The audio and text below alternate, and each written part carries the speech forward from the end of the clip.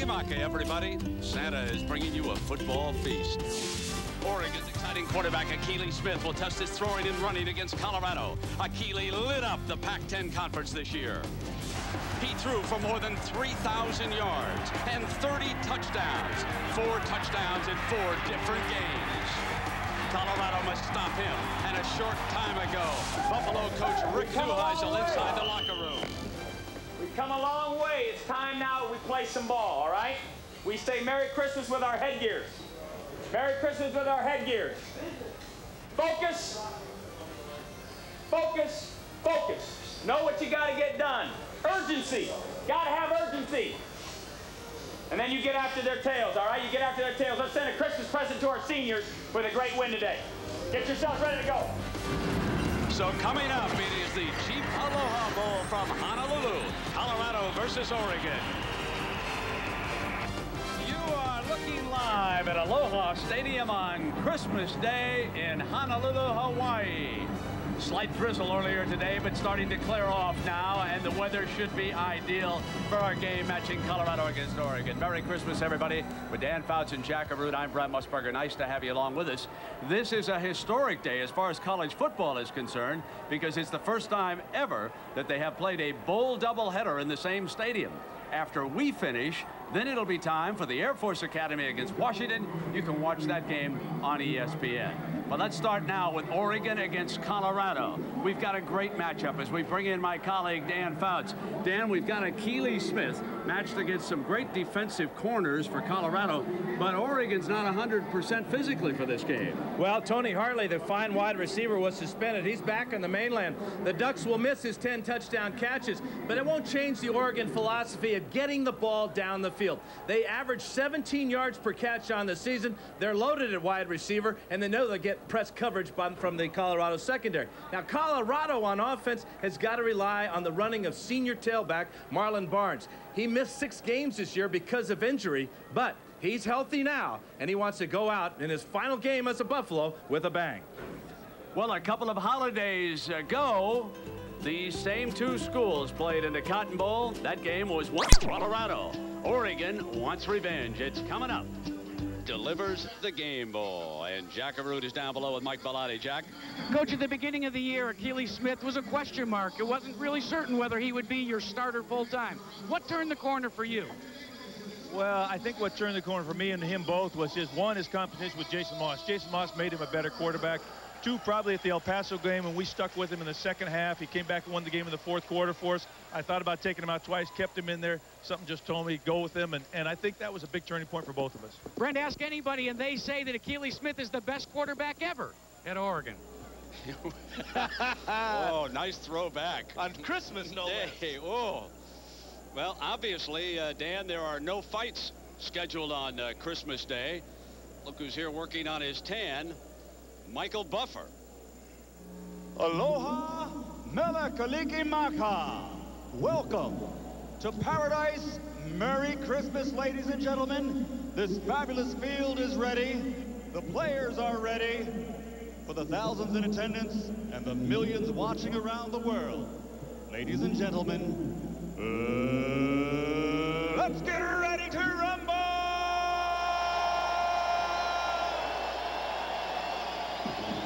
Next year, who knows? Mills Lane. Let's get it on. He's ready to get it on, folks. Let's say Merry Christmas with our headgear.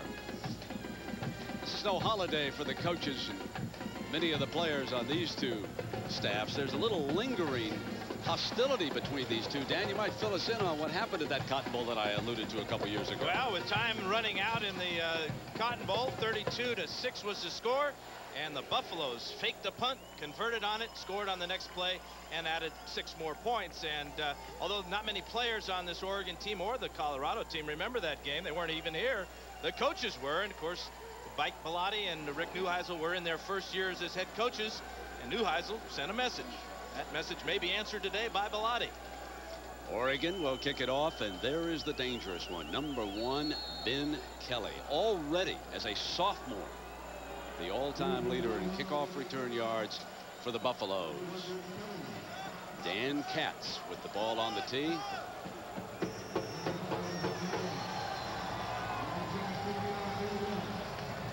Here's Kelly's first return from the 7-yard line. Alley on the left in a big-time return. Look out. He's loose at midfield.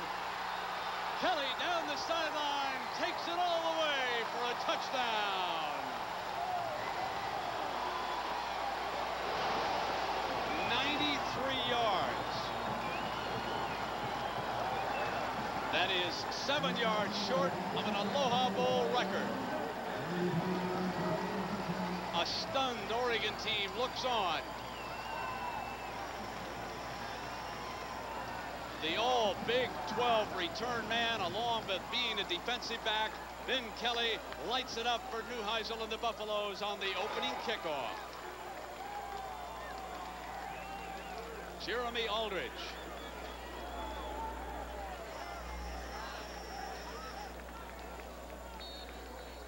And now Akili Smith, and the Ducks stunned over there on that far side.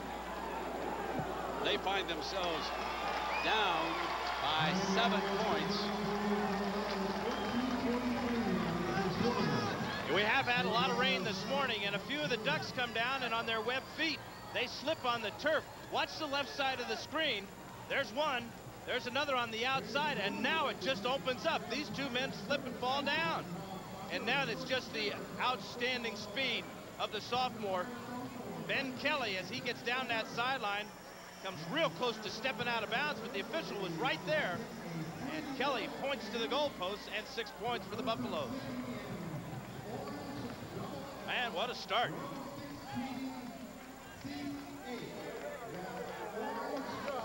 Mr. Excitement as far as Colorado is concerned.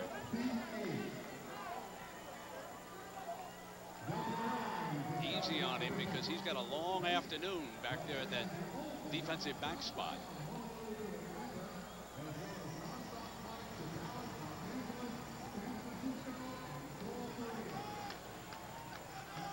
And Aldridge to kick it off. Following the 93-yard return for a touchdown on the opening kickoff. Back deep, Michael Fletcher, number 1. Jason Cooper, number 20, is alongside him. And then we will see Akili Smith.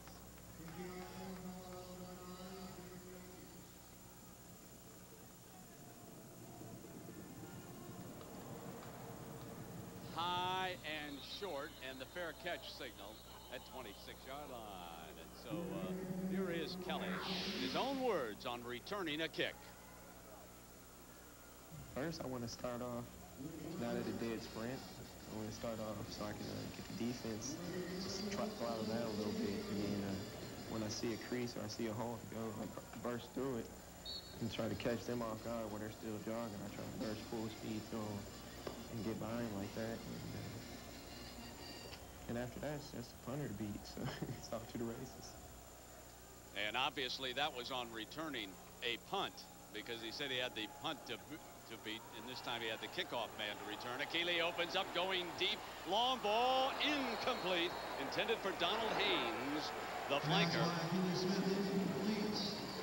And Damon Wheeler, the defensive back, with the coverage that time, as we take a look, and you will see Mr. Excitement. A year ago, that long pass that he opened up with went for a touchdown against the Air Force Academy in the Vegas Bowl. Damon Griffin will be the go-to receiver, and as Dan told you, Tony Hartley suspended.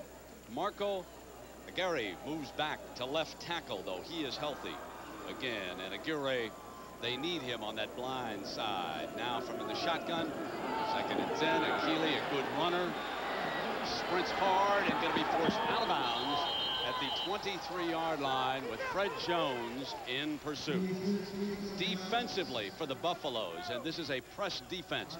Jones, you just saw, forcing Akili out of bounds. A good rush in. Hannibal Navy's talented senior, and folks, remember this name, Jay-Sean Sykes. And there you see the corners, Damon Wheeler and Ben Kelly. Kelly, of course, already has returned the kickoff, and Damon Wheeler on coverage. But I want you to remember that name again.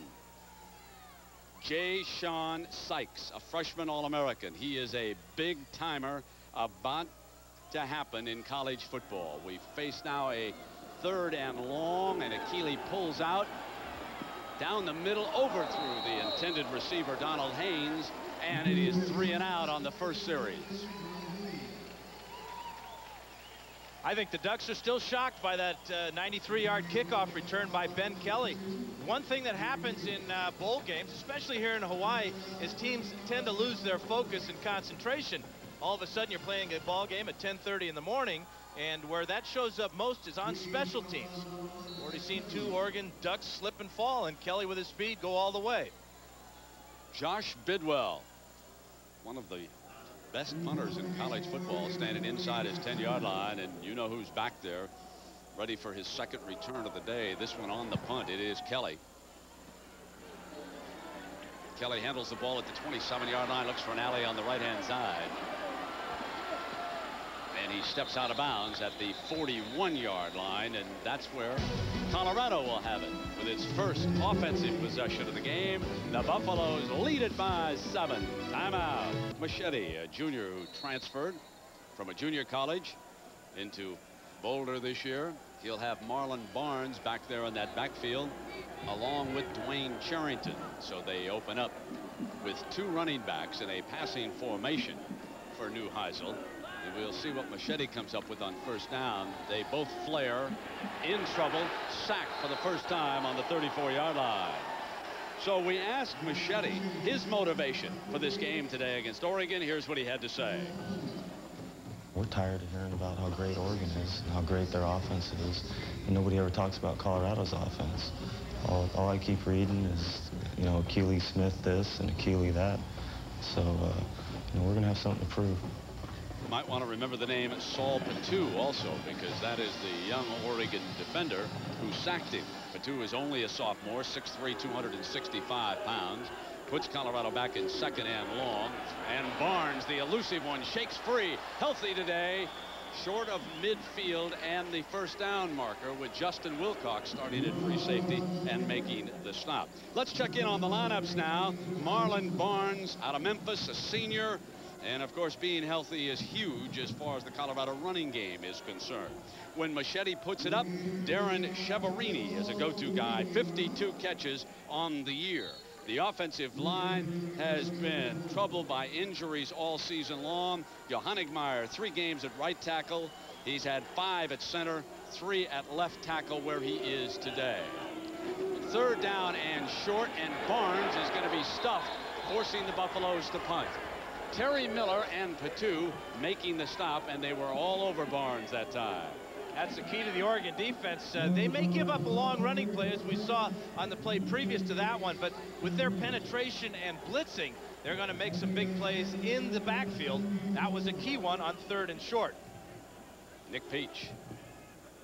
He did have 2 blocked, and we highlight that with Michael Fletcher back deep to return this on 4th and 3. It was about this point at midfield in the 4th quarter of the Cotton Bowl where they faked it, but there is no fake here. Leading early by 7, and Peach's punt takes a bounce and is going to be out of bounds, and it is going to be marked at the 8-yard line. So Akili Smith comes out, and he was asked about the focus of the passing attack against Colorado today.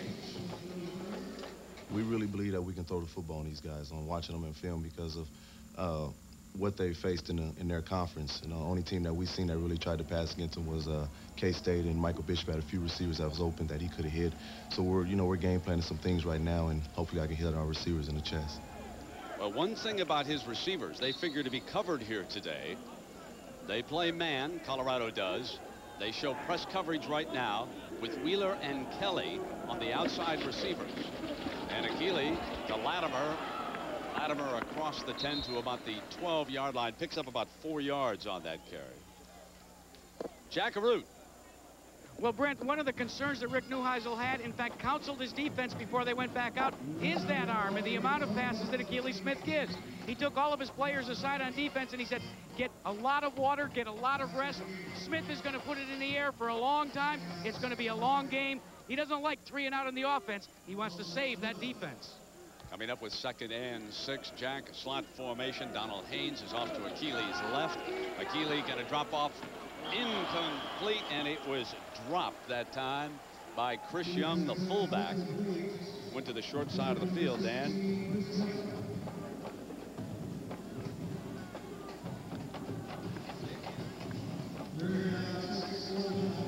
And the one thing that Oregon coming out, the shock of the kickoff return, and now they look to be playing without any intensity. Of course, they have terrible field position to start their 2nd possession. Mike Bellotti on the far side. Achilles has misfired on his first 3 passes of the game. Now, his first completion for a first down, and he puts it into Damon Griffin's hands. Griffin caught 50 passes this year, 17.8 average and 7 touchdowns. He's the senior who missed all of last season because of an injury. Very talented wide man.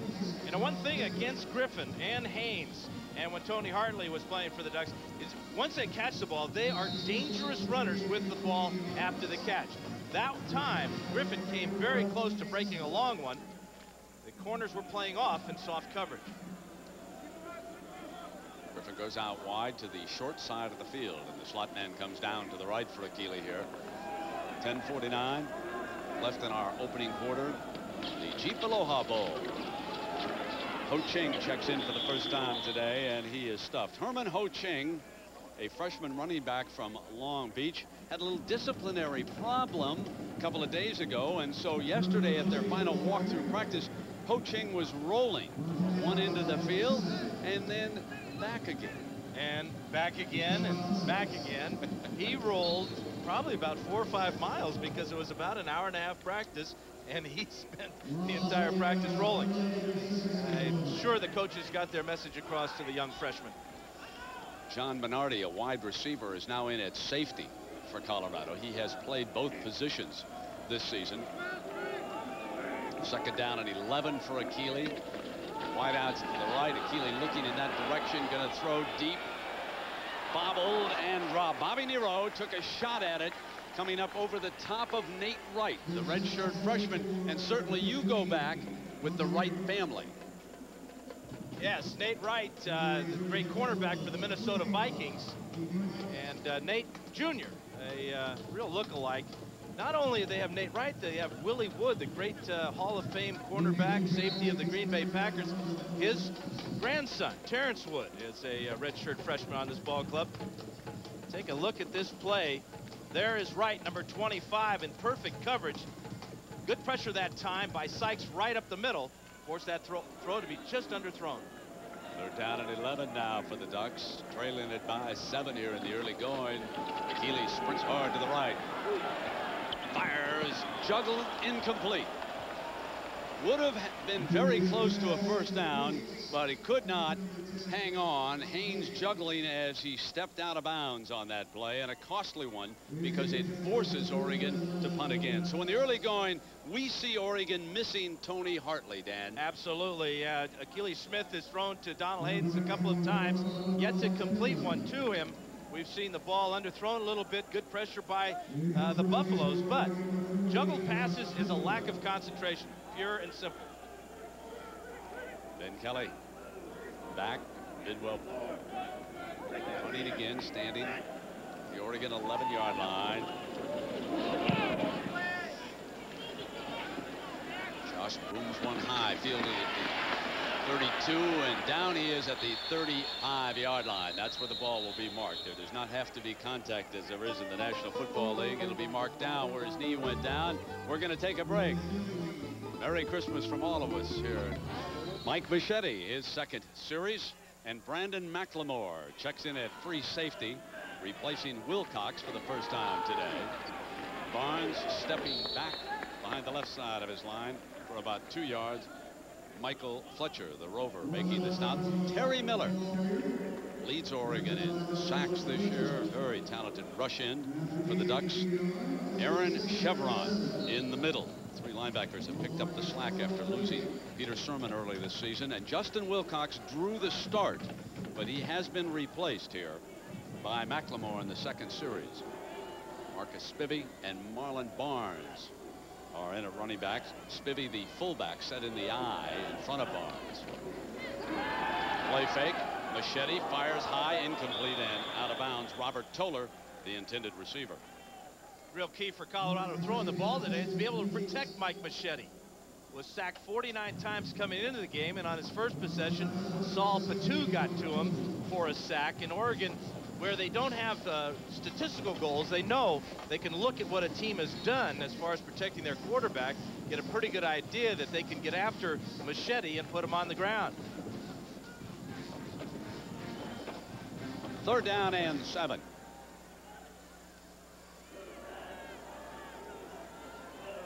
Machete, also a minor league baseball player with the Oakland A's organization, snaps one off high and a little bit behind Javon Green, and it is incomplete, and Colorado forced to punt again. Well, Machete's pass previous to that was thrown poorly, way out of bounds. That ball wasn't that poorly thrown to Green.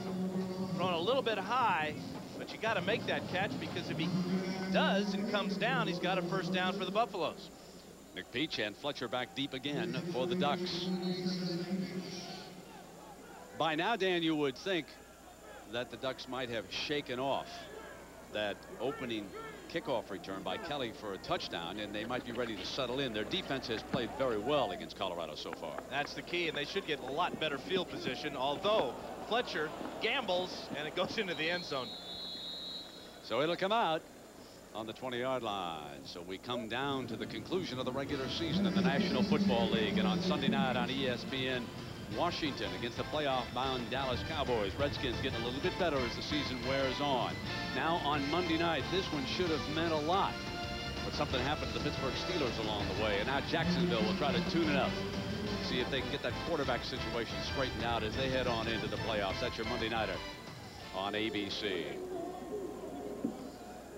Jackaroo, what about the adjustments on the Oregon offense, my friend? Well, Brent, according to what I'm hearing on the sidelines, Damon Griffin may have voiced it the best. He's very concerned about the secondary. It looks as if they're tying up the wide receivers for the Oregon Ducks. So what they've decided to do is get more physical, use more hand action. We don't have an NBA, so let's do some hand checking in college football. Yeah, you got to battle your way off that line of scrimmage sometime. There comes the flea flicker back to Akili, trying to buy wide open right down the middle of the field, and it is incomplete. Wheeler caught up with it at the end. The ball appeared to hang a little bit. It was intended for Damon Griffin. Absolutely, Brent. Here's a great play by Oregon. Well executed. The pitch back by Ho Ching is perfect, but Akili has trouble getting the ball properly placed in his hand, and then it does float on him, throwing into the swirling wind. Great job by the Buffaloes, 3 back there to knock it down. But this ball, well underthrown. You could see the pursuit of the defensive backfield. This Colorado defensive backfield is one of the best in the Big 12, and Oregon will have its hands full passing against them. Very tough on the corners, and they run back with Latimer back in the game to the 25-yard line, and this is going to leave them with about a 3rd and 5 coming up as Nick Ziegler makes the stop for the Buffaloes. And another problem, Jack talked about that bump and run on the outside and how what a good job the Buffaloes are doing holding up the Oregon receivers. Watch for Oregon now to use some more motion, put those wide receivers in motion, back them off the line of scrimmage a little bit. That will allow them to get a little bit better release off the line of scrimmage away from the bump and run. Michael Lewis checks in as the nickel man for Colorado, and you can see across the front as you look at your screen, you can see the man coverage. Kelly going with Griffin underneath. They hit him, and Kelly knocks him out of bounds, but it's a first down. He crosses the 30-yard line and picks up the first down, and there's the experience of Damon Griffin. He knew where to take it after he caught the pass. And Akili came with the motion. You'll see Griffin from the left side of the screen. There he is to the outside, and because he was in motion, that didn't allow Kelly to get his hands on him and tie him up at the line of scrimmage. Just across the 30-yard line. First down for Oregon. Trailing Colorado on Christmas Day by a touchdown. The opening kickoff returned 93 yards by Ben Kelly for Colorado. Here on first down, Herman Ho Ching back to the lineup. Fumble. Colorado trying to help the officials, saying they've got it. The umpire down at the bottom of the pile, he'll try to sort it out right now. This is a whack crew, and yes, Colorado recovers the Ho Ching fumble. Wes White was the umpire, digging into the middle of that pile. This is a disastrous half of a first quarter for Oregon. Incomplete passes, a touchdown on a kickoff return, and now a fumble by Herman Ho Ching, and the Buffaloes have excellent field position at the Oregon 33-yard line. And we'll see if Machete and the Buffaloes can move the ball. The Oregon defense stopped them on their first 2 series. Here is the toss to Marlon Barnes. He beats the first defender with a slick move. Makes his way to the 29-yard line, picks up a couple of yards. Vanderveer brings him down, but that was a fine move by Barnes just to gain a couple of yards. Offensive coordinator Carl Durrell's goals today, well, 60% pass completion. That's about what they've been doing with Machete, but it's on 3rd down where they've only converted on 36%. That they feel they have to do better today and get that 100-yard rusher, whether it's Barnes or Charrington or Barton, doesn't really matter. Just give me one. Daniel Graham checks in as an extra blocker. Machete slips, sets the screen, incomplete. Broken up. Fletcher jumped into the middle of the action over there and broke it up. Alert play by the Rover. Well, that's one thing the quarterback's got to be aware of, is when your opponent's blitzing you on a screen pass, that means they've got man-to-man coverage on the man you want to throw the ball to. That was just a case of Oregon having the perfect defense called for that particular offensive play. Well, 3rd and 8 coming up, and Machete, he's as cold as a Keeley. He's 0 for 3, so both passing games are struggling right now. This figures to be the 4th pass of the game as far as Machete is concerned.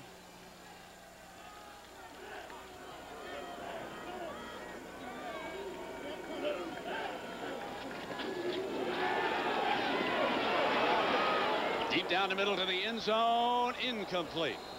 And he overthrew Darren Cheverini in the end zone that time. And Colorado will attempt a field goal. And Jackaroo, what's the problem with the footing down here on the field? Well, Brent, we had some Hawaii snow earlier in the day, some liquid sunshine, and this field is deceiving. You may see on the field, looks nice and dry. But watch that. So the minute you try to make a plant with your foot, you start to get loose footing. Now, both these teams are used to inclement weather, but as the heat continues to burn this off, the footing should get better.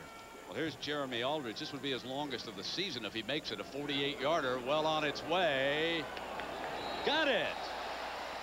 Jeremy Aldridge, his longest field goal of the season, a 48-yarder, and Colorado builds a 10-point lead.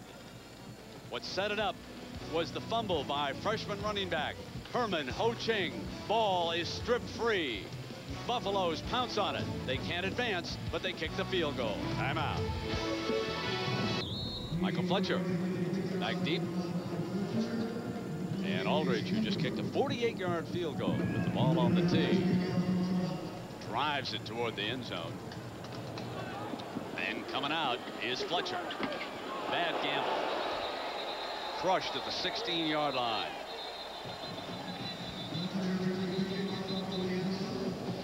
Well, a lot of action coming your way on New Year's Day here on ABC. At 1 p.m. the CompUSA Florida Citrus Bowl, Michigan, Arkansas.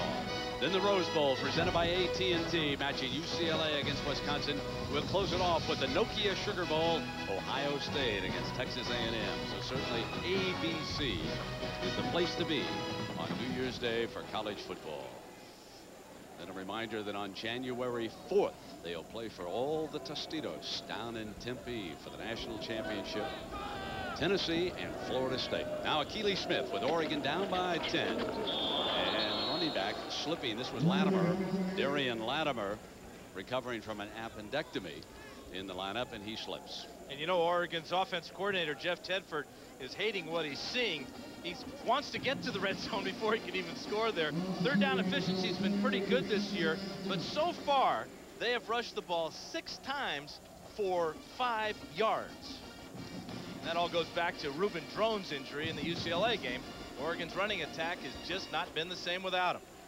Might want to call Phil Knight and rush in some different shoes for the second half. What I'm watching here, of course, he's a Oregon graduate, throws high and incomplete, and it is 3rd down and long. Griffin, and did you see the coverage, Dan, by Kelly that time? I want to tell you, the corners in Colorado, they are as impressive as any we've seen this year, just watching them in action here. And you know, they're not real big guys, both 5'10", about 180 pounds, but the excellent quickness. Watch the footwork here.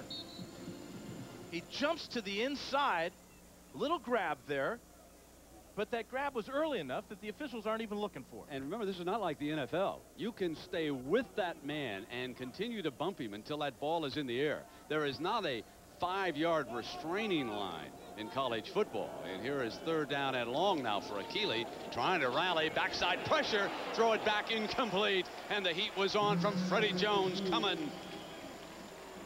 Well, Freddie Jones has done that to Akili Smith all the way back in high school. Went to St. Augustine High School in San Diego. Akili, of course, from Lincoln High School. And watch Freddie Jones come, number 13. This isn't a sack, but it's almost as good. Sends a message to his old buddy. He's trying to set up a screen pass to the weak side, but the speed of Jones, he gets by Aguirre, and it's no contest. Dan, the Colorado defense doing an excellent job against Akili. He is only 2 of 10 for 21 yards. That is about 2 yards an attempt. Low snap. Bidwell picks it up. Booms one to Kelly.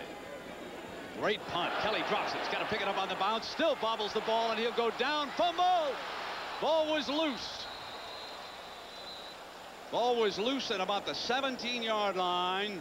Colorado regaining possession, but it was very dangerous down there as Rashidi Barnes, a junior free safety on the special team, comes back, and let's see if he recovers it, Dan. And Kelly got a nice bounce there. He just whiffed on it, then he whiffs on the dive. That's excellent hustle by Barton there. Damian Barton, that's who pounced on the ball. A tailback who's been bothered by some injuries this season. He pounces on the football and saves it. And Brent, when you get that long punt like that, and you're a great punt returner like Kelly is, he's thinking, this is great. This is an opportunity to make a big play. Almost made a disastrous play. So Rick Neuheisel trying to get some offense going here. Machete throws, dropped. Stiggers dropped the ball, and we asked Coach Neuheisel what Colorado has to do to win the game, and here's what he had to say.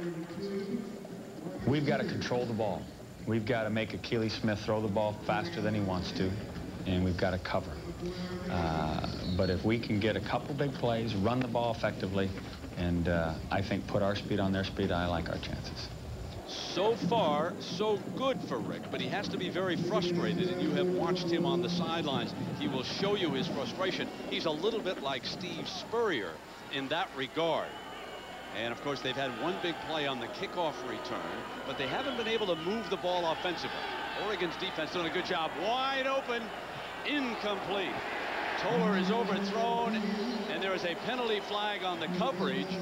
Michael Fletcher complaining on the play. I thought it was just overthrown, but apparently there was interference or holding. We will let them sort it out.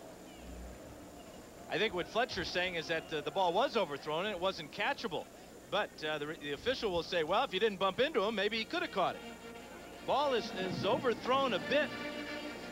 And that is a good call by the officials right on top of that play, whether it's overthrown or not. The receiver stopped, looked like he misjudged it that time. Robert Toller, number 17.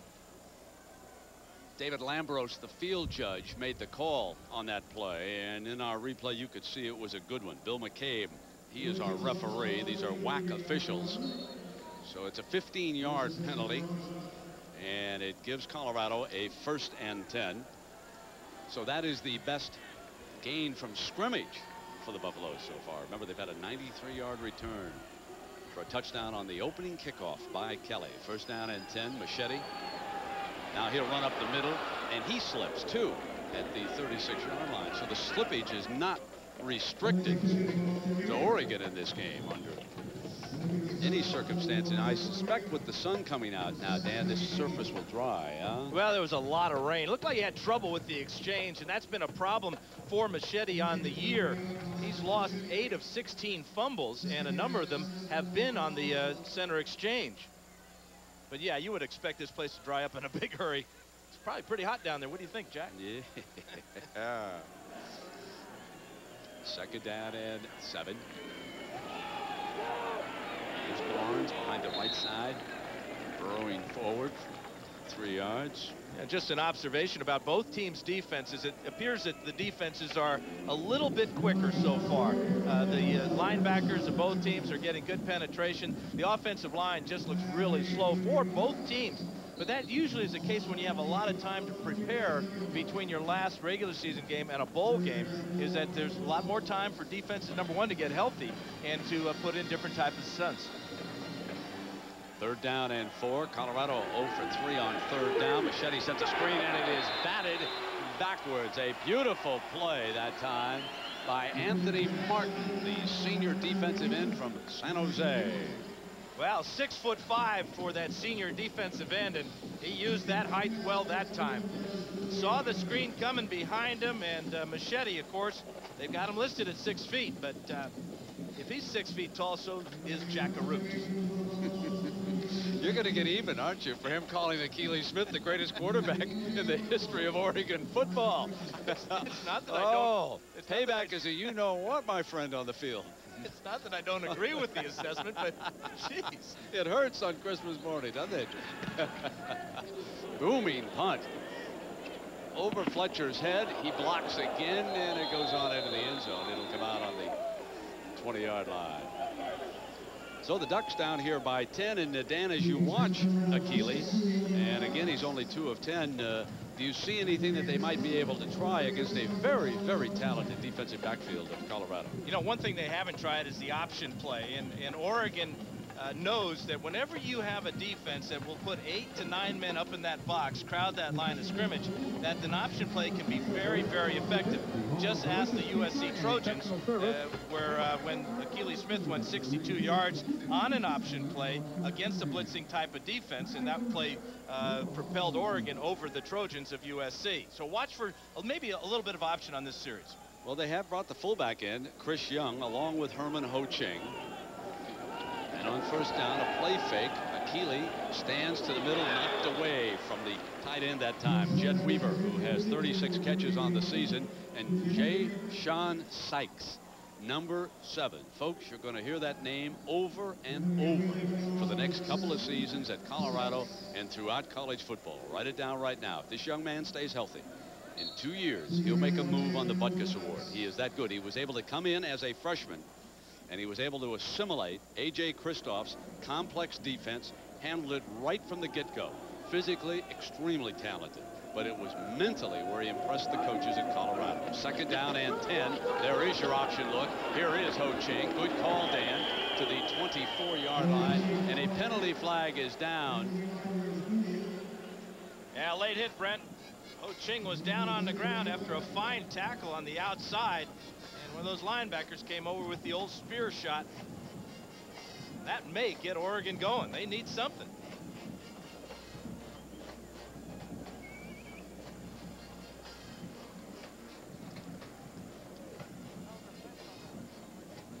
Here's the quick option, and here's the fine tackle on the outside as Ho-Ching picks up about 3 yards. There's the shot right there, and that's Gregorek, number 35. The backup middle linebacker, trying to make a statement.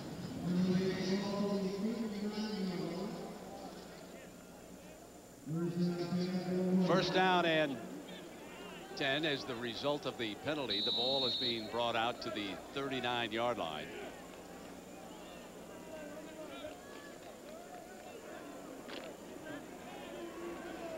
Oregon, of course, without one of the fine running backs at the first part of the season in college football. Reuben Drones rushed for 824 yards before leaving the team with an injury, and it has not been the same. Fumble, running the ball, and Colorado recovers at the 34-yard line. That is the 2nd turnover by Oregon's Herman Ho-Ching.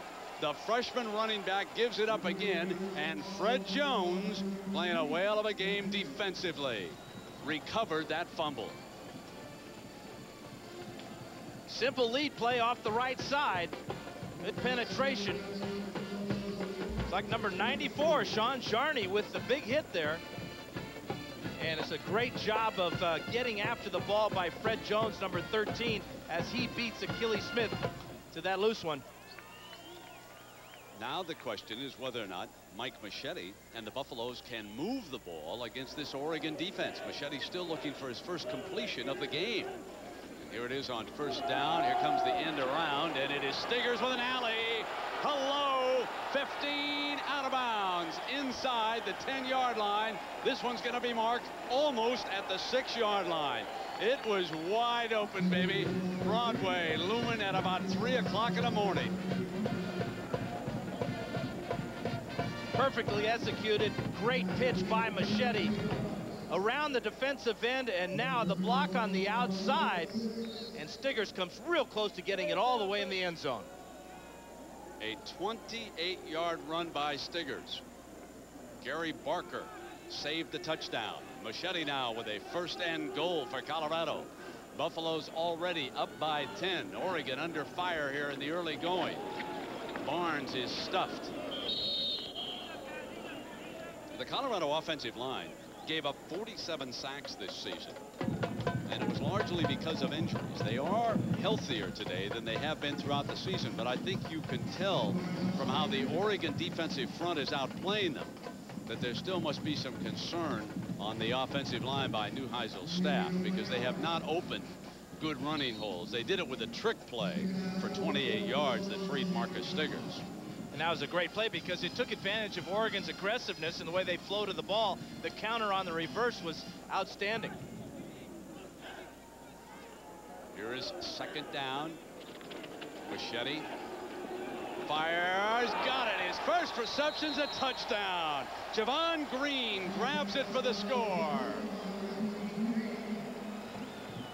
So Ho Ching's fumble proves costly as Stiggers, 28-yard end around, sets up the touchdown pass, and it was Machete to Green. And on the outside, he jumps inside the corner. Eric Edwards, ball is well thrown. Takes advantage of the size of Green at 6'2". He shielded the defender away from the ball for the touchdown. Now Jeremy Aldridge. 48-yard field goal, and now the extra point.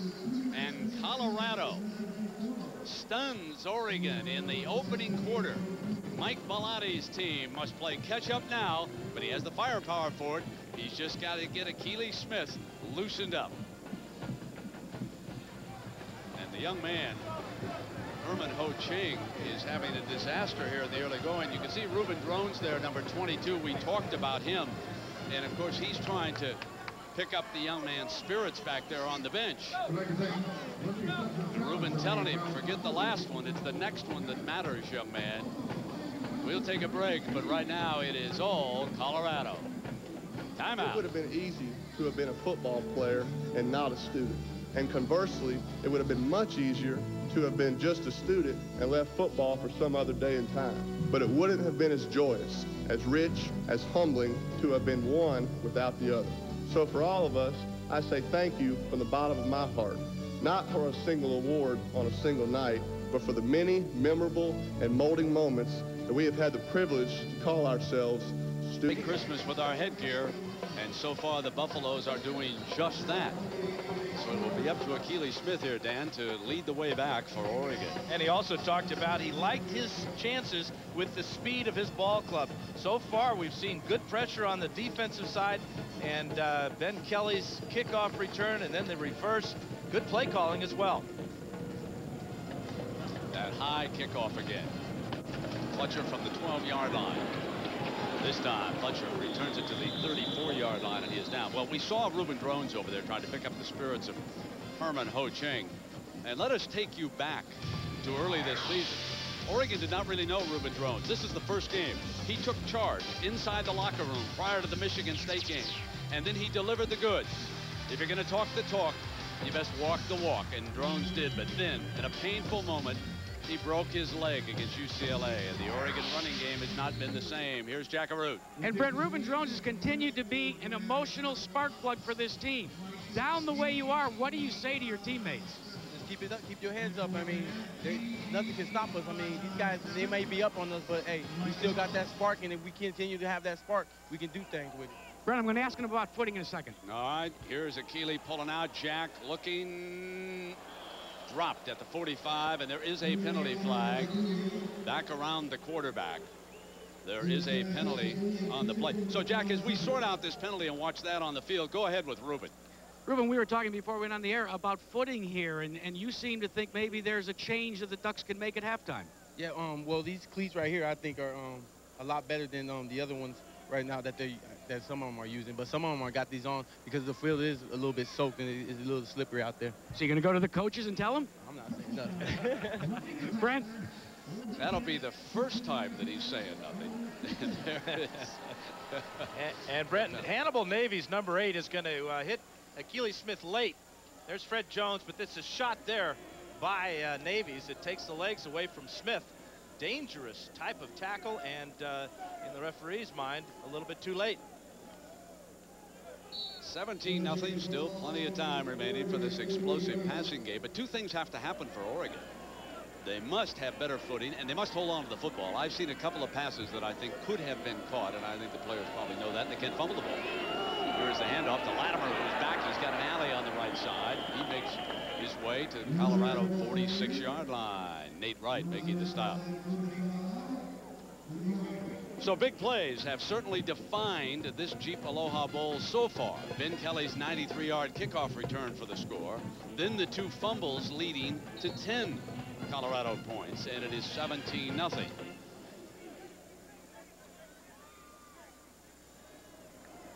And it's curious that both teams are having trouble with the footing. Both teams play on artificial surface in their respective stadiums. And I think that rain had a little bit to do with it this morning. Second down and 4. Latimer on a cutback, and he powers his way close, very close to a first down that time before Jarney can hog time. And Latimer seems to be playing with a little fire right now in his belly, which is what the Ducks need.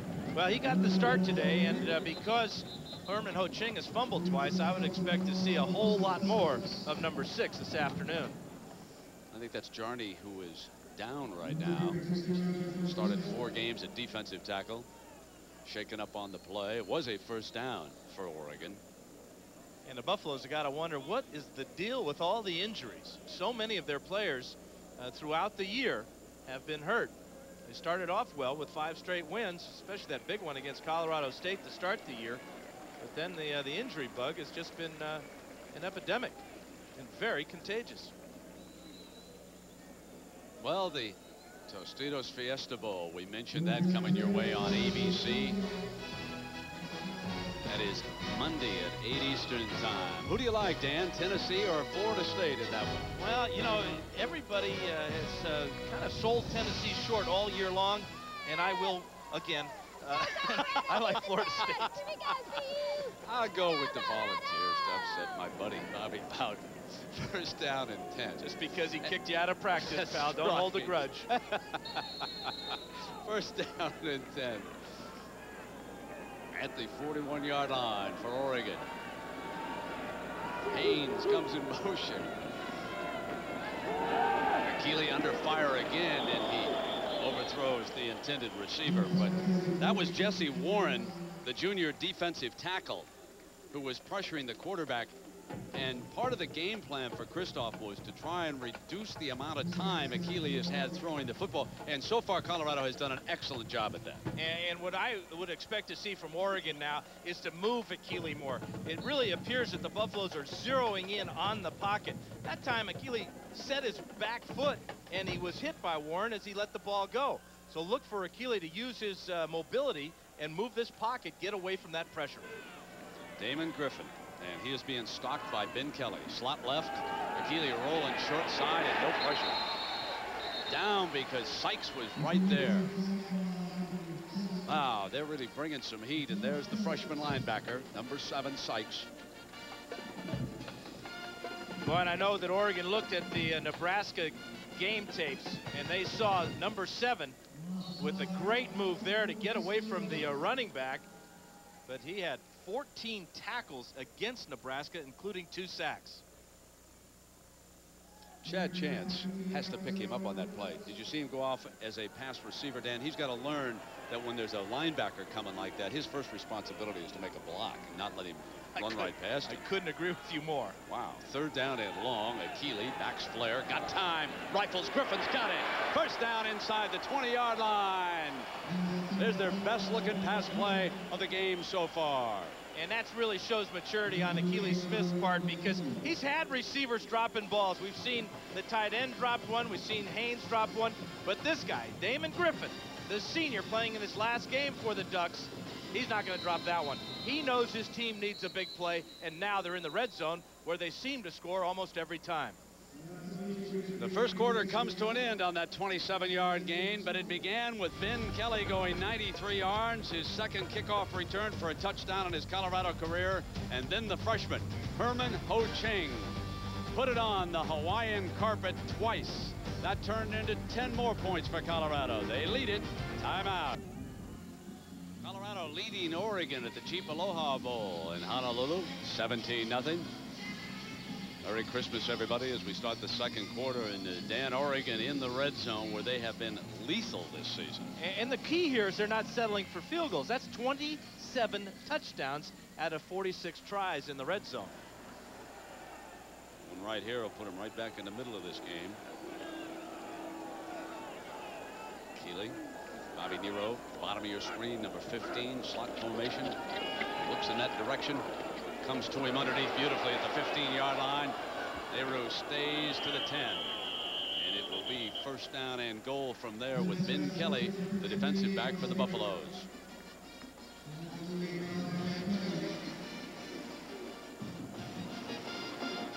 Victor is going to say his knee came down just outside that 10-yard line, Brent, so he's going to be just a little bit short, but these are really miserable numbers. The one completion there for Nero. The other 3 have been to Damon Griffin for Oregon. Griffin goes out to the right. Nero's in the slot. And Haynes is to the left. Latimer is the Oregon running back. So it is second down and 1. Option look. Latimer runs for the corner. And he's short of the first down. In fact, he gave up yardage on that play. And Sykes was in pursuit along with Wright. Well, watch the play right here by Ian Loper, number 90. He does a good job of forcing the pitch. Actually, Smith pitched the ball too soon. Loper forces Latimer deep, and there's his help from the secondary. So Akili Smith has got to hang on to that ball a little bit longer and pitch it so that the defensive end can make a play on both players.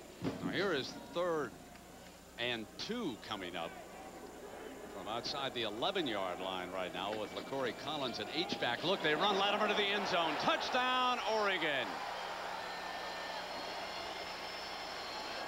It broke wide open in the middle that time for the Ducks.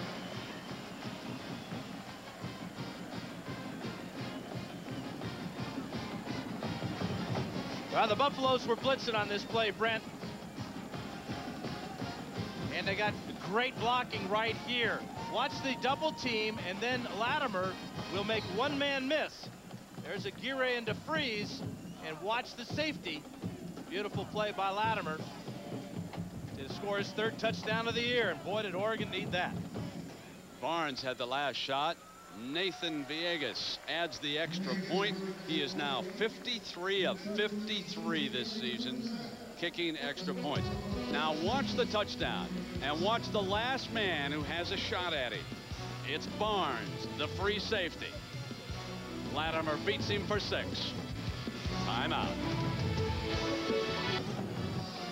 So Oregon, after scoring for the first time today, will kick it away, and Kelly would dearly love to burn him again after that 93-yarder. He's standing right behind Roman Hollowell.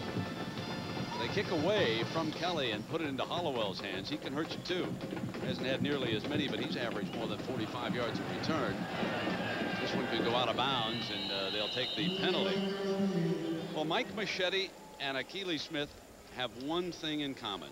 Both minor league baseball players, both for 3 seasons, Machete in the Pittsburgh, or I should say Machete in the Oakland organization and Smith in the Pittsburgh organization. And you can see that Machete a little bit better hitter. As a matter of fact, that's the reason why Akili came back to play quarterback in junior college and then, of course, moved on to Eugene, Oregon. Machete has not yet decided whether or not he will continue his baseball career or stick full-time with football. Machete, a shortstop, Akili Smith, an outfielder, and interestingly enough, the scouts did not like Smith's arm in baseball. They said he tried to throw the baseball like a football, and mechanically that did not work. So he's very comfortable. Probable first-round draft choice, perhaps late in the first round. Here's Machete making like a shortstop, slipping backwards and pulls out, and he's out of bounds at the 39-yard line. Jackaroo, what about Mike Machete and baseball and his future? Well, Brent, he comes from a baseball family. His father actually played in the Pittsburgh Pirates organization. And Mike said the biggest problem in deciding to give up baseball was simply telling his dad. And he thought about it for a long time, and he said, Dad, if you don't love the game, then it's a job. And I don't want a job. He became a football quarterback for Colorado. Second down and 6. Of course, he too came from a junior college first, which is where he has played prior to coming to Boulder. And Barnes to the 41-yard line. And Machete likes to talk about how baseball has helped him as a quarterback. Here's what he has to say. It's really helped me mentally. You know, I was 18 years old, you know, out on the road with, you know, 20, 25, 26, 27-year-old guys playing every day. You know, it just helped me to, you know, learn how to compete, you know, compete against the best. That's, you know, being a professional athlete, that's what we did day in and day out. Well, here he is competing against a very talented Oregon defense, that's for sure. On the move, got a man wide open. Stiggers got him. Stiggers jitterbugs and now needs one block or an escort, and it's touchdown Colorado. But it was Machete's ability to move laterally just like a shortstop that freed him as Stiggers broke open, and it was another big play, a 58-yard touchdown pass. Mike Machete to Marcus Stiggers. Defensive coordinator Bob Foster said the biggest problem in facing a quarterback with mobility like Machete is that he can create. He created on first down after he dropped the snap for 5 yards, and then he found his wide receiver wide open for the score. Aldrich ready for the extra point for the Buffaloes, and just like that, they regained the 7 points they gave up. Mike Machete with the big play, and watch Marcus Stiggers use his interference as Darren Cheverini gets out in front of him on this play, Dan, and escorts him to the end zone.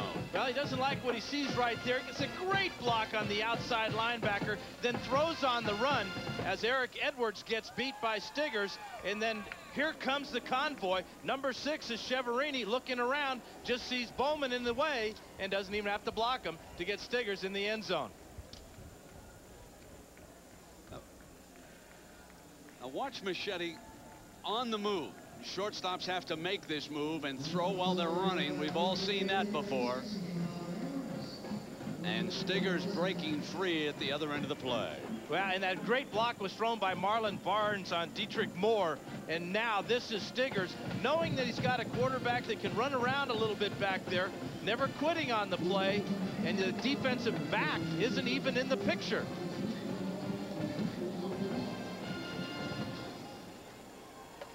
Celebrating 7 more. 58-yard touchdown play. They've had a 93-yard kickoff return and a 58-yard pass play for a touchdown. So 2 big ones for the Buffaloes here in Honolulu today. And this is Cooper coming out for Oregon from the 6-yard line. Alley down at the 29. Did he put it on the carpet? Colorado signaling that they've recovered it over there on that far side. And yes, they're celebrating on the field. That is the 3rd turnover, the 3rd fumble lost by Oregon. This one by Cooper on the return. The special team coach, Bob Houck, excuse me, Dan. There's the lane right there, Brent, that you talked about. Now watch the sandwich shot right there. There comes the ball. John Sanders with the big hit, and then it's anybody's guess on the bottom of the pile.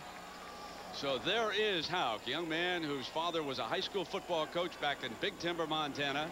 His brother, Tim Houck, still a defensive back with the Indianapolis Colts, playing for Jim Moore in the National Football League. Tim formerly played with Green Bay. Houck also coaches the defensive backfield at Colorado.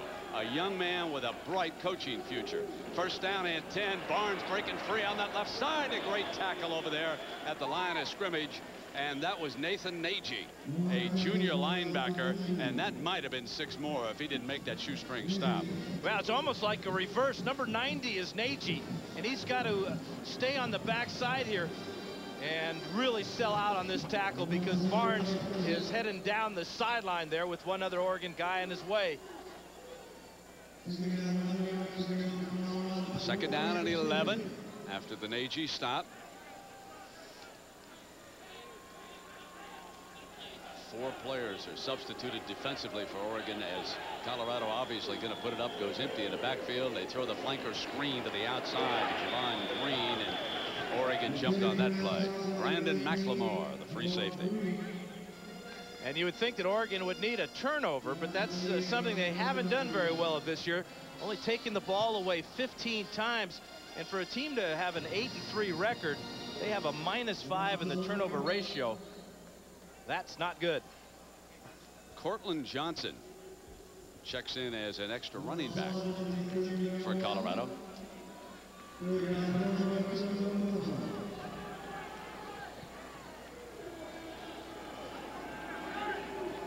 Got a shot at Cortland along with Dwayne Charrington in that backfield.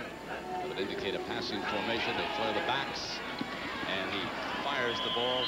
And that was into Charrington's hands, and he is hit immediately on the reception, and so that will set up another field goal attempt as McLemore makes the stop. Now remember, Aldridge has already hit a 48-yarder, his long for the season.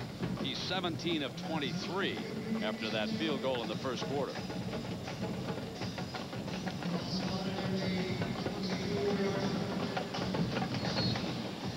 So this would be a 41-yarder if he makes it, to go along with the 48-yarder in the first quarter.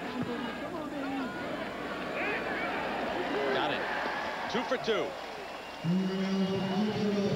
Another fumble and another 3 points for Colorado. Timeout. They lead the Jeep Aloha Bowl 27-7. Oregon set to receive and trailing here in the first half of the Jeep Aloha Bowl. Aldridge having a big day, and Fletcher would like to light a fire for the Duck offense right now. High kickoff. Here's Cooper, who fumbled on his last return for the 15, and he is down at the 23-yard line. So Coach Bellotti was asked, what's the most critical thing that you have to do against Colorado here? I'm going to say throw the football, because for the first time we're facing a team that probably is one of the best pass defense football teams that we'll have seen all year. Their stats would probably make them #1 in our league on defense. So I always say run the ball, but in this case I think we have to protect Achille and allow him to throw the ball, and we have to loosen them up somewhat with the pass. Danny certainly has read the situation right, but the protection has broken down upon occasion. Of course, you can never factor turnovers. Coaches will tell you that, and they fumbled it away 3 times in this game. There's that option look that you talked about. Achilles' strength as a runner. He breaks free, knocks a helmet off a defender before he is down at the 31-yard line. Now, players who go against Achilles Smith will tell you that he likes to talk a lot out there on the field, and that was John Sanders, who had his headgear knocked askew by the quarterback. I mean, he brings a ton. Didn't Neuheisel said we're going to make our Christmas greetings with our headgear? Well, John Sanders is about to lose his headgear when a quarterback hits him right there with the forearm shiver, looking like the old Oakland Raider running back Hewitt Dixon. Second down and 3 after the 7-yard gain.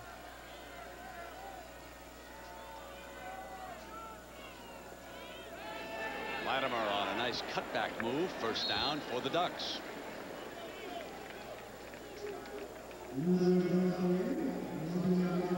Real Real good vision by Latimer on that lead play as he ran right away from the middle linebacker, Brandon Southward, who was on a blitz.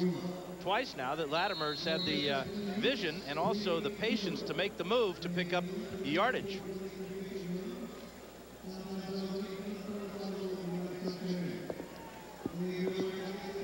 Oh, Keely Smith struggling, trying to throw against this talented defensive unit. Throws it back again. Got man on man. Griffin breaks free of Kelly. Griffin goes for it. Got it. A beautiful catch. He was battling Kelly all the way, and he came up with a reception, and he's down at the 8-yard line. Achille has completed 5 passes on the day. 4 of them have been to number 5, Damon Griffin. Watch the hand fighting here. Great job of pushing off by Griffin at the last minute there. That ball is again just a little bit underthrown, but way to hang with the ball at the very end. Kelly's coming, and so's the ball, and Griffin sets up his team inside the 10. A 51-yard gain, and that has significance because this is the 9th game, according to our stats man George Hill, that Achilles had a completion of at least 50 yards. That is big time. First down and goal now for the Ducks. Collins the H-back, and they come back, counter with the fullback to the 4-yard line, Chad Chance, number 31, the sophomore. Well-designed play that time, and Colorado stops it short of the end zone. It really appears that Colorado is expecting Oregon to throw the ball when they get on this type of field position, because twice now the touchdown to Latimer and that trap play to Chad Chance right up the middle, and Buffalo's running by the running back. So the word from Jackaroo down below is that yes, Achille is doing a lot of talking, and Ben Kelly of Colorado is answering right back. So we've got a good two-way conversation going on down there. Second down and goal now for the 4-yard line, and Achille option look. Here's Latimer for the flag. Touchdown! The 51-yard pass to Damon Griffin sets up the 4-yard touchdown run by Darian Latimer.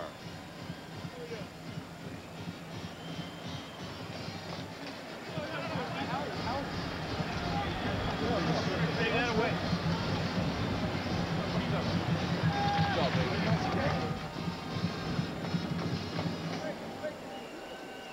Here's Villegas, perfect in the extra point department with Bellotti and Achille, tucking it over on the sideline. Anytime you got Achille, you're never out of it. Still perfect. 54 of 54. Colorado is still ahead at the Jeep Aloha Bowl. Timeout, everybody. The difference in this game, 3 lost fumbles by Oregon, resulting in 13 Colorado points. That the margin, 27-14. Herman Ho Ching, the freshman running back, lost it twice. Cooper once on a kickoff return. The Buffaloes make him pay with a touchdown and a pair of field goals. They lead it 27-14 and hoping to get the dangerous man going again against Dan Katz.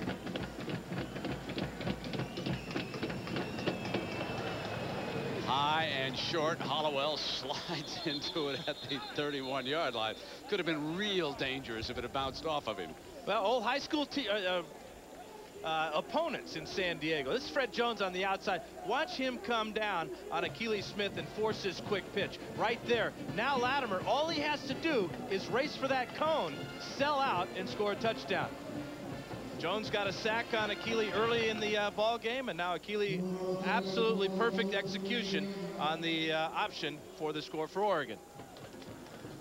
And we see trotting on out, Darren Cheverini is in at running back. So again, Barnes, his career has been plagued by injuries, and that hurts the Colorado running game as number 10, Charrington, is back at tailback.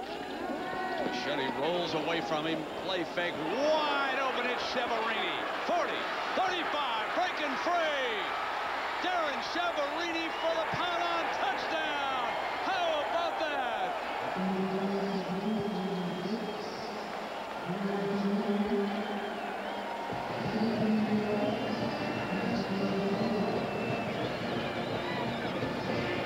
'72 yards, another big play at the Jeep Aloha Bowl. Little play action here. Watch Cheverini come from the side. The fake is to this side, and then Machete comes to the outside. And watch the huge hole in the secondary of Oregon. And Cheverini goes the distance. At the end of this, watch Rashad Bowman, 17, come in and try to pop that ball loose instead of going for the tackle. Here's Aldrich. Perfect. And in seconds, Colorado regains the 7 points they lost just a couple of minutes ago. Jeremy Aldridge to kick it away. And now it's Oregon's turn. Here's Fletcher. 15. Short of the 20-yard line. And Houck's special teams continue to do the job for the Buffaloes. Let me remind you, the PD blue is the one to watch. So here Colorado with the lead, 34-14. And now it's Achilles' turn. And if you like offense, you love this game. I love it.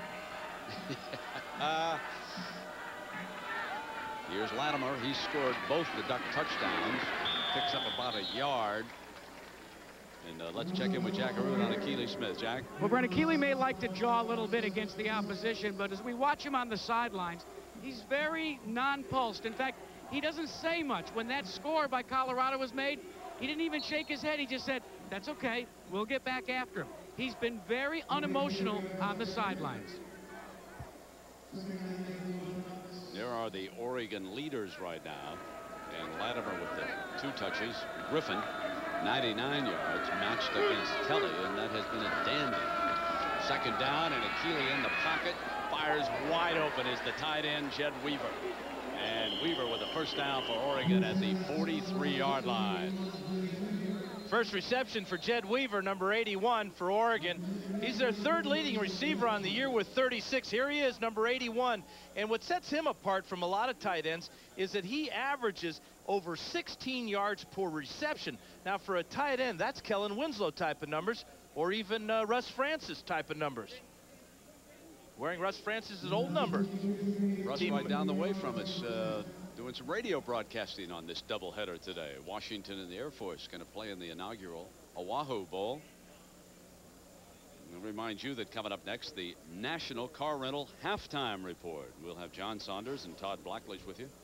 And they're going to feature a look at a young man who has done a great job at quarterback for Tennessee this year, T. Martin. How many of us thought that replace Peyton Manning was going to be nearly impossible for the Volunteers? And here they are, headed for the Tostitos Fiesta Bowl and a shot at a national championship. What a great job for the young man and that team. We've got Lee Gundy down on the ground, the right guard for Oregon, injured. And there's the reminder, January 4th, Tennessee, Florida State, the Tostitos Fiesta Bowl. Could be, you know, it could be a low-scoring, tough kind of game when you think about how the Seminoles, Bobby Bowden and his staff might approach it.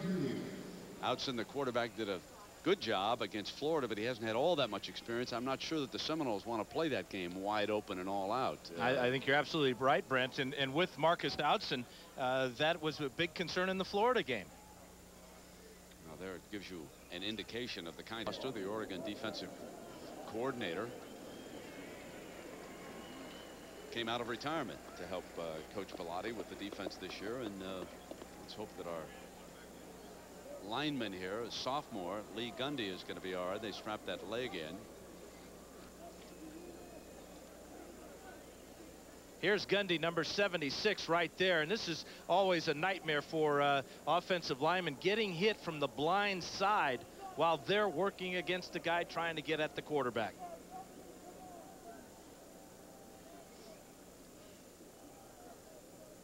They take young Gundy toward the Oregon locker room. And Jack, what's the preliminary report down below?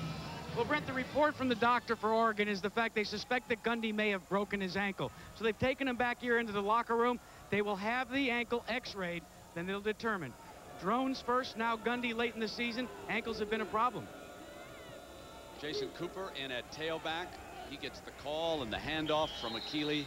Picked up a yard and no more against the middle of A.J. Kristoff's defense. You know, we look at a young man down there. We've been talking about the freshman linebacker, number 7, Jay Sean Sykes. And A.J. Kristoff went to recruit him. And, of course, A.J. had been an assistant coach down at Alabama when he recruited a young man by the name of Derek Thomas.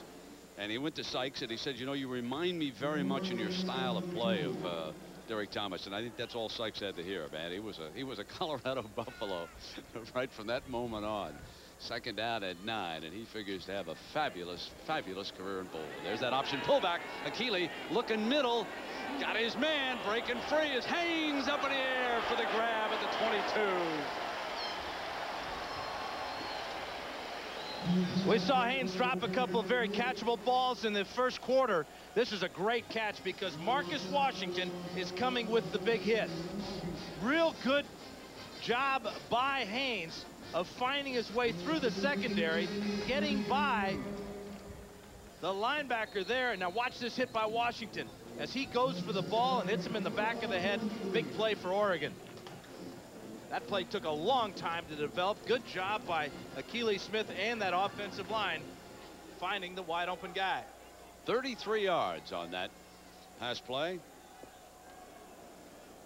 And Akili from inside the 25 got a lot of time, throws high, and Collins can't get it.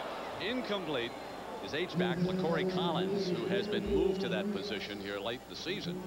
Started as one of the wideouts, highly recruited youngster out of the Oakland, California area. Well, you know, he's 6'4" and 220 pounds, and what they envision out of Collins is a guy that can play that H-back position. Not enough speed to play the wide receiver, but when you take his speed there and put it at the tight end position, you've got a fast H-back and tight end. That time Akili Smith missed a wide open guy for a score. Second down and 10. Latimer, the running back behind Akili.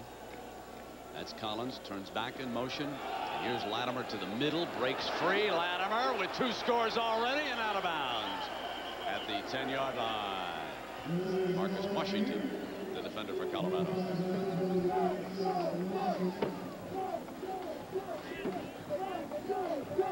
And it's right at the heart of the Buffalo defense. The isolation play, big hole there, missed tackle there by Jarney, and now out of bounds inside or just right at the 10-yard line. So Oregon responds as this offensive battle really heating up. What was the over and under for the first half, Brent? I know you know that. About 43.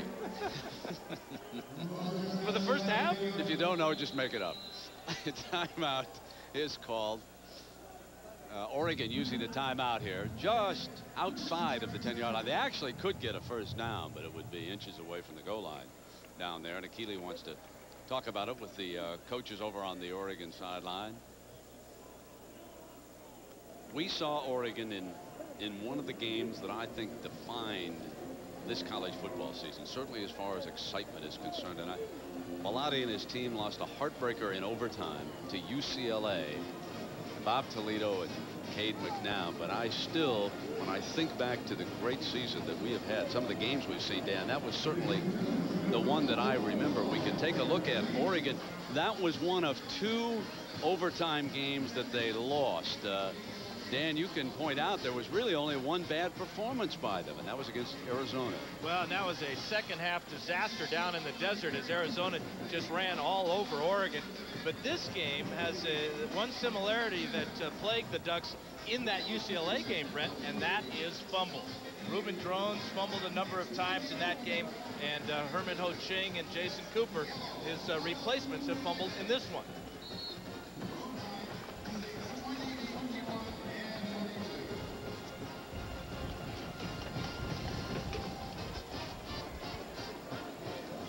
That's one of those stats that you move it until you lead it, right?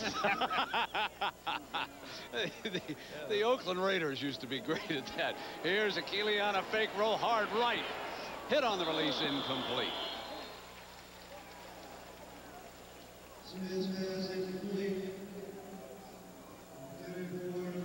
Yeah, Yeah, the speed of the defensive end, Fred Jones, and you've already talked about Ja'Shawn Sykes on the other side, is just too much for Oregon. They can't quite get to the outside and give Keeley the run-pass option out there. Good job that time by number 13, Fred Jones, and forcing another incompletion.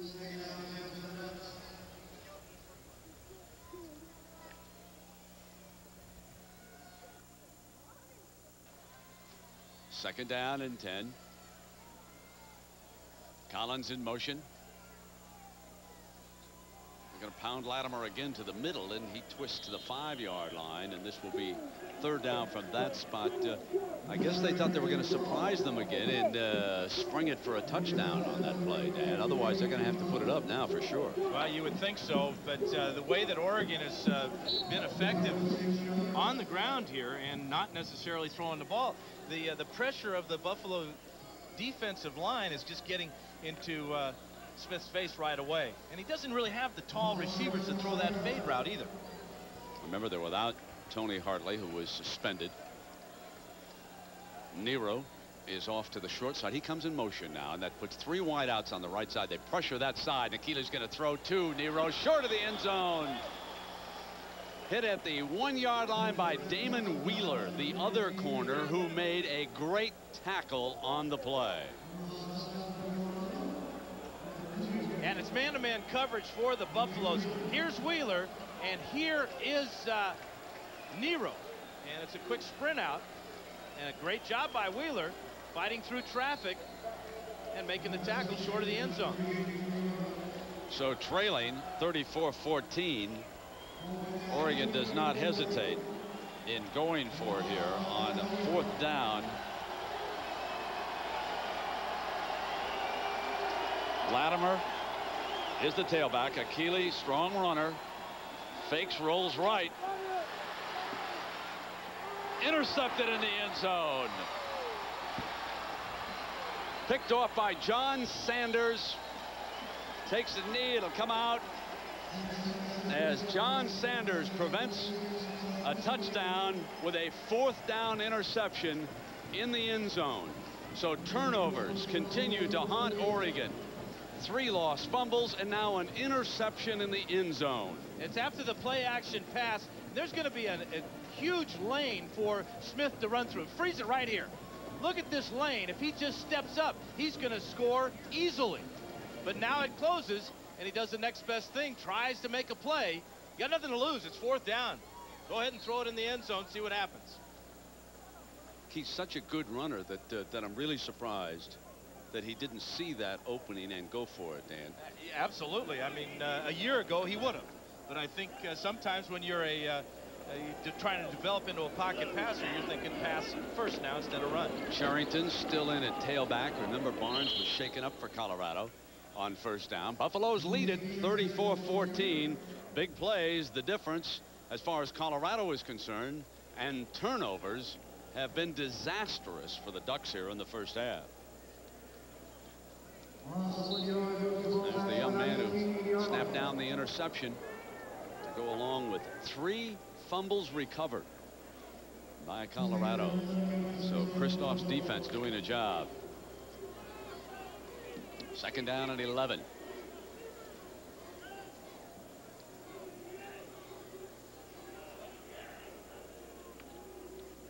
Toss play. And Sherrington battling, made the most of that, didn't he? From about the 24-yard line. And Van der Veer, the defender there for the Ducks, as we come down to about 1:44 right now. And finally, Oregon uses a timeout. They have 2 remaining.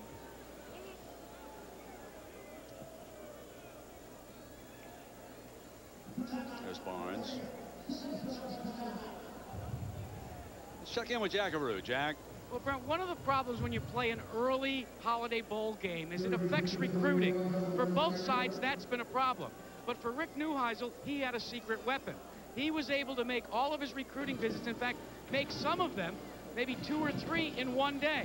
The way he was able to do that, well, a Colorado alumni who races in the IRL, his family owns a jet that they use to go to IRL races.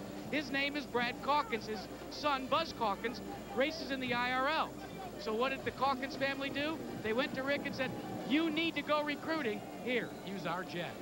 That and a lot of cell phones will allow you to recruit from the island of Oahu during the holiday season, we might point out, Jack. Yesterday at practice, a lot of coaches were dialing up numbers, and I suspect they're saying, hey, young man, you can be with us right now in the beautiful weather of Honolulu. Barnes is out. Yeah, Not bad. and wherever you are on the mainland. That's right. It is absolutely beautiful here, but what's new? It's great to experience the Aloha spirit as we have over here. The weather, you can see 81 degrees in Honolulu, and back in Boulder yesterday was 28 degrees, and up in Eugene 35 degrees. And you've had really a touch of bad weather where you are up there. Well, Central Oregon in the Bend Sisters Redmond area, sub-zero temperatures cause a lot of pipes to burst. Well, I hope your house is going to be all right. I know you suffered some damage. You got some good folks there around that house taking care of it for you today. And Machete will run out of it now, and Machete dives across the 30-yard line for a first down. Jack, what's the situation with Barnes, the senior running back who was injured? Well, as we told you, at first they thought maybe it was just an ankle and they were going to retape it on the outside, but now they're taking the tape off the ankle. It seems that he has injured his foot severely enough that he's not going to play the rest of the day. And you know, that is such a shame for the young man. He felt he was completely healthy. He's a communications major. Delightful young man to talk to. He has a lot of talent, but he just can't stay healthy. No, he missed 6 games this year and still gained over 500 yards. Senior, what a terrible way to finish your great college career, too. Fastest man on the Colorado team. So Barton now joins Charrington in that backfield, and Neuheisel staff with the lead, trying to just bring the clock on down. Barton carrying the ball. So the Chief Aloha Bowl, and this the first of 2. Come on out, folks. We got a doubleheader for you today. We got Washington Air Force in the second one. And plenty of good seats still available. Here's Vandiver with the tackle. Spoken like a true baseball aficionado, I might add. How many announcements have we heard with that? Bob Elson, the old voice of the Chicago White Sox. I can still remember that ringing through the Chicago air. Well, here's second down. And he breaks free again. Charrington in a foot race. And Charrington down at the 6-yard line. Rashad Bowman saves another touchdown. One big play after another here this afternoon. And because Colorado has 3 timeouts, they can afford to use one here, give their guys a little breather. Watch the blitzing by Oregon. Both linebackers get caught up in there, Chevron and Vandiver, and then Wilcox slips on this turf. Outstanding job by Bowman coming out of nowhere to keep the Buffaloes off the board momentarily. So Bowman able to get to it, and he's the quickest man on this Oregon team. A 4.5 40-yard dash. You can see Saul Patu.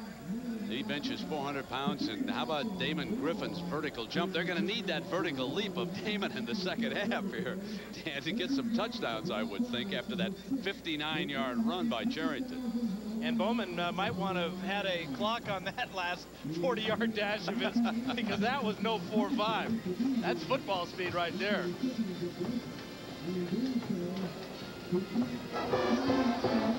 So big plays and big turnovers have certainly defined this game so far. You turn it over 4 times, throw an interception, going in for a touchdown, 3 lost fumbles. Colorado able to respond, especially in the second quarter, with one big play after another. That time it was Dwayne Charrington. So if they come up with first and goal, sending Stiggers in motion to the wide side of the field. Machete, the good nimble-footed runner, but not much doing that time. The Oregon defense with Vandiver.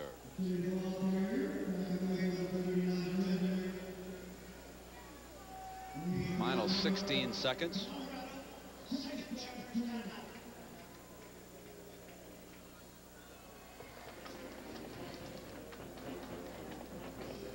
Well, we mentioned the turnovers plaguing Oregon. Herman Ho Ching put it down a couple of times from scrimmage. They also lost a kickoff return. It was Cooper coughing it up. And then on 4th down and goal, Sanders intercepting Akili Smith's pass in the end zone.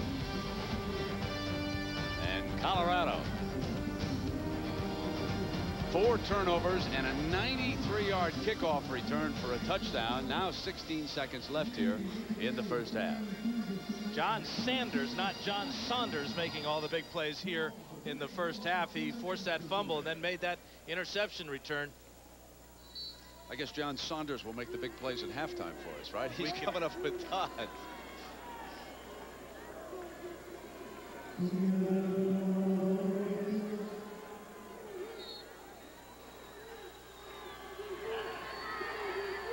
"16 seconds. Machete trying to buy time, and he'll throw this one too high for anybody to catch it. Incomplete. Javon Green was the receiver in that part of the end zone, and the clock comes down to the final 10 seconds. And they'll have one more shot at the end zone before settling for a field goal, and that would be an upset field goal here after that great run. Good decision, though, by Machete, not forcing the ball. You don't want to throw an interception here, especially to the wide side of the field. A defensive back could return that one all the way. Now that graphic has not been completed yet, because whatever they get off of this could also be added to it. So now from the 6-yard line, there's the pass, snap, incomplete. Robert Toller with Samani Joyner, the defender there for the Ducks, knocking it away in the end zone. And Aldridge, with a pair of field goals, will trot out to attempt to make it 3 for 3. This is really a fine play by Joyner, but the ball is thrown too low. Toller is a 6-footer, and that ball came in real low. Never gave Toller a chance to use his leaping ability. A 48-yarder and a 41-yarder, and now a 23-yarder from the angle, and Aldridge is 3 of 3. So tack up 3 more points off turnovers for Colorado.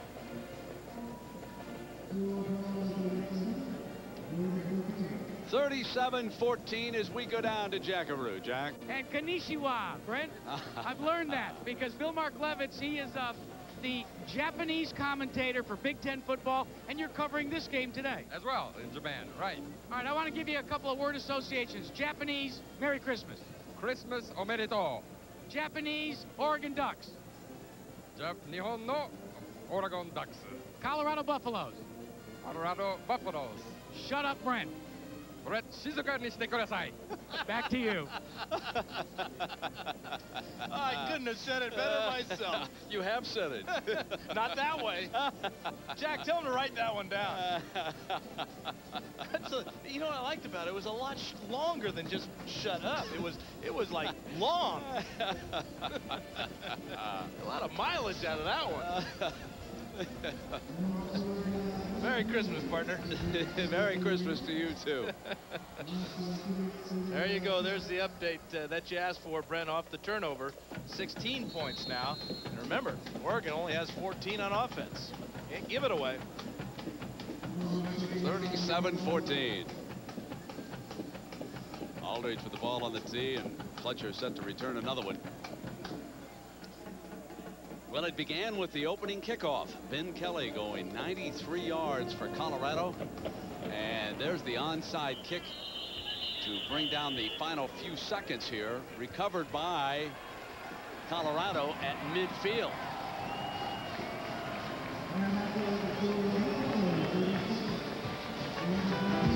So coming up next. And then just outstanding.